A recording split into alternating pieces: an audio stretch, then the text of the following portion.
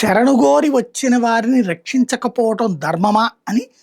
Europe సమాజం భావించింది. అందుకోసమని దొంగదారుల్లో వచ్చిన వాళ్ళు,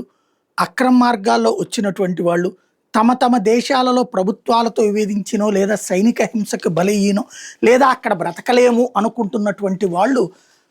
ఏదైతే చొరబడటానికి వస్తే అలా వచ్చిన వాళ్ళని వెనక్కి తిప్పి పంపొద్దు. మన యూరప్ సమాజం వాళ్ళకి ఆశ్రయం ఇవ్వాలి, ఉండటానికి చోటు, తినడానికి తిండి, వాళ్ళు సెటిల్ అవ్వడానికి తగిన ఏర్పాటు చేయాలని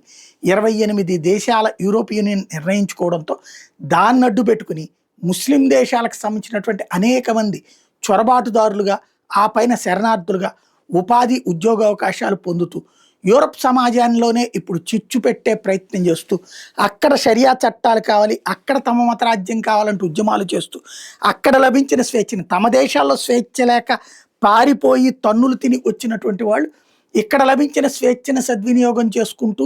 దాన్ని ఆ దేశాలనే మత మార్పిడి చేయాలని ప్రయత్నిస్తున్నటువంటి వేళ యూరప్ సమాజంలో వచ్చిన సంఘర్షణ, యూరప్ ప్రజల్లో వచ్చిన తిరుగుబాటుకి సజీవ సాక్ష్యం రైటిస్టులు వివిధ